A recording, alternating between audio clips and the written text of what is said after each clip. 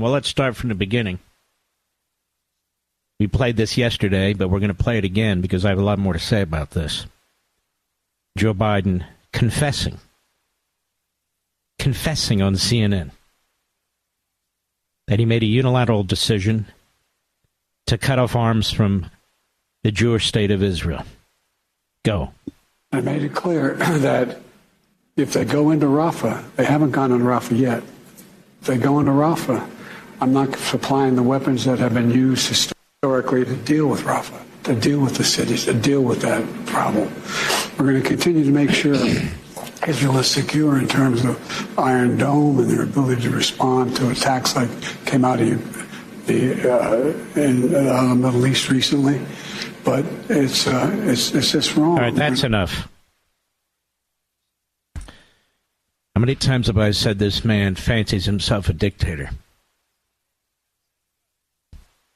And it goes on and on and on. I've got another clip here where he says he's working with the Arab states to create a Palestinian state, and he wants to create it out of the state of Israel. Even though Israel objects, he's going to go forward with this. He's going to get it recognized. He's going to push for it. He's going to threaten them even more. This part of what Biden said on CNN, nobody's even talking about. Listen to this. Cut 7, go. And we got to think through what is happening after Gaza, after this is over. Who's going to occupy Gaza? I've been working with the Arab states. I won't mention them because I don't want to get them in trouble. But 5 leaders in the Arab community who are prepared to help rebuild Gaza, prepared to help transition to a 2-state solution. To govern it? Well, to maintain the security and peace while they're working out a Palestinian authority that's real and not corrupt. Where does this man get the authority to do any of this? So nobody's played that clip. The rest of what he said. I want to address this. I said, what is it? What is today? Thursday? Maybe I said it on Monday or Tuesday, Mr. Producer. That this withholding of funds is a violation of federal law, the Impoundment Act, correct? Remember that? Well, I'm glad that everybody else is talking about it now. It's very important. And that's why we try to push this into the public discussion. I also said, I believe it was last night, that this is an impeachable offense. They tried it against Nixon and Trump and so forth. And so early this morning, as I prepare for this program and my Saturday opening statement, and trust me, you're not going to want to miss that. And we have Eric Trump. We have the president of a real college, Hillsdale College, Larry Arnn, that'll be on Saturday. Killer show. But I need to discuss this now, even though I discussed it at great length on Saturday.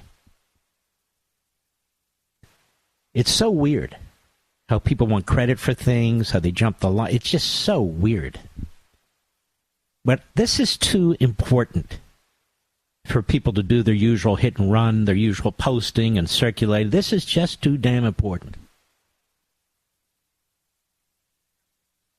So I found this January 16, 2020, GAO, U.S. Government Accountability Office report. And it was used to try to destroy Donald Trump as a basis, an intent to try and impeach Donald Trump on the Ukraine issue. And what was the substance of this? I kind of remembered it, so I went and looked for it, and I found it. A law. The Impoundment Control Act, ICA, that was passed in 1974 to deal with Richard Nixon. It's been upheld by the U.S. Supreme Court. And so I want to read some of this to you so you'll be better informed and have more knowledge than anybody else who pretends to comment on it. In the summer of 2019, the Office of Management and Budget, OMB, withheld from obligation funds appropriated to the Department of Defense for security assistance to Ukraine. In order to withhold the funds, OMB issued a series of 9 apportionment schedules with footnotes that made all unobligated balances unavailable for obligation. This is under President Trump. Faithful execution of the law does not permit the president, writes the GAO, to substitute his own policy priorities for those that Congress has enacted into law. It will be withheld funds for policy reasons, which is not permitted under the Impoundment Control Act. That is federal law. The withholding was not a programmatic delay. Therefore, we conclude that OMB violated the Impoundment Control Act, a.k.a. violated federal law. Now you know where I'm going and why I found this relevant. Now you know why I raised this several days ago and why I continue to dig into it. Now you say later in the report, an Appropriations Act is a law, like any other law. Therefore, unless Congress has enacted a law providing otherwise, the president must take care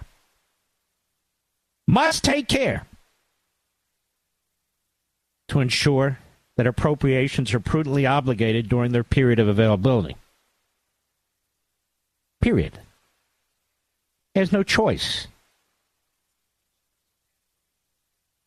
The Constitution grants the president no unilateral authority to withhold funds from obligation. The state Congress has vested the president with strictly circumscribed authority to impound or withhold budget authority only in very limited and rare circumstances as expressly provided by the law, and those do not apply here. There's no constitutional issue and so forth. The ICA, that is the law, separates impoundments into two exclusive categories, deferrals and rescissions.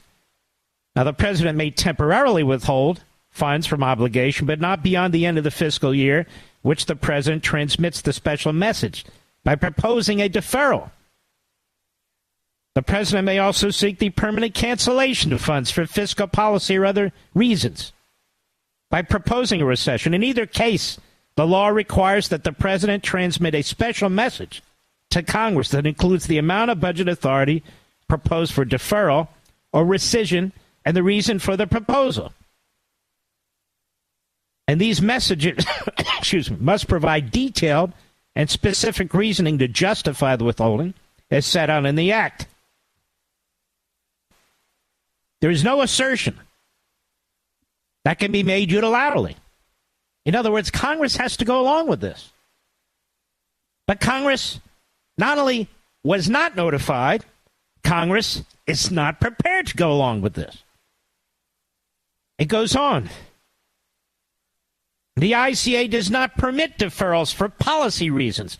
So under no circumstance under the law is there a deferral for a policy reason. I don't want them going into Rafah. Too bad. Too damn bad. OMB's justification, we're talking about Ukraine, withholding falls squarely within the scope of an impermissible policy deferral. Thus, the deferral of USAI funds was improper under the ICA. When Congress enacts appropriations, it has provided budget authority that agencies must obligate in a manner consistent with the law. The Constitution vests lawmaking power with Congress under Article 1, Section 8, Clause 18. Faithful execution of the law does not permit the president to substitute his own policy priorities for those that Congress has enacted into law. In fact, Congress was concerned about exactly these types of withholdings when it enacted and later amended the ICA. And they concluded. By the way, the take care clause, I'm doing this off the top of my head, is Article 3, Section 3, I think Clause 1. The president has to take care that the laws will be executed. If he has a policy difference, this has been litigated multiple times before the U.S. Supreme Court. That's the rule. Separation of powers. A budget act is passed. The president signs it. He must comply with it. The agencies must comply with it. He can't wake up one day and say, you know what, I'm under political pressure. You know what, I don't like what the Israelis are doing, so I've decided to withhold arms that have been appropriated for. by Congress, that have been signed off for by the executive branch previously. He has no such power. Period. Period. No. Exclamation mark. OMB violated, they write, the ICA when it withheld DOD's USA-1 funds from obligation for policy reasons. The impoundment of budget authority was not a programmatic delay. OMB and the State Department, have failed to provide the information that we need to fulfill our duties, meaning the GAO. We consider a reluctance to provide a fulsome response to have constitutional significance. GAO's role under the ICA, under the law, to provide information and legal analysis to Congress as it performs oversight of executive activity is essential. And it goes on. This was waved around by Chris Van Hollen, who today praised Joe Biden and said he didn't go far enough. This was waved around by Bernie Sanders, who says all aid should be cut off to Israel because he's a Stalinist, self-hating Jew. This was waved around today by all the Israel and Jew haters in Congress, in the Democrat Party. This was waved around when they wanted to impeach Trump. And today they say nothing about it, except they praise. They praise Biden. So what do? Senator Risch, isn't that his name, Mr. Producer, from Idaho? Something like that. Very weak. We've invited him on the show a few years back, didn't want to come on because he's very weak, very cowardly. Says today there's nothing we can do about this. So when it comes to Senator Risch, the Constitution is not worth fighting for. He'll get up and whine and complain. He'll issue press releases. He'll condemn. But when it comes to the heavy lifting, upholding the Constitution that he swore an oath to uphold, he'll do nothing. Nothing. Congressman Michael McCaul, chairman of the House, I guess it's the Foreign Affairs Committee. There's nobody weaker and more pathetic. This is the law. This is what it says. He should be scratching at the Speaker's door. And he should be saying, my committee, I, as chairman of this committee, we are appalled by Joe Biden and what he's doing to the state of Israel. That he's violating the Impoundment Act. And that no president has this power. And remember, our Democrat colleagues were waving around this opinion, the one I'm holding in my hands, ladies and gentlemen, right now, waving it around to get Trump, to impeach Trump. They did impeach Trump. He sits on his fat ass and he does nothing. We've invited him on this program, and he's always conflicted. We have this, we have that. I don't blame him. He doesn't want to be exposed.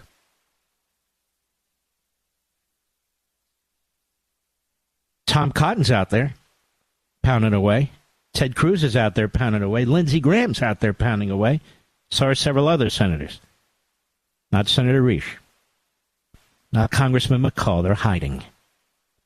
If they're not going to stand up now, they're utterly worthless. What is the point of these two individuals even serving in high positions in Congress? The fact is we have precedent, we have federal law, we have separation of powers, we have at least 3 provisions of the United States Constitution that are being violated. What can we do about it? Impeach. Well, Mark will never get the votes. I don't care. I don't care. This is the Constitution. It's not some rule coming out of the Rules Committee. This is the Constitution.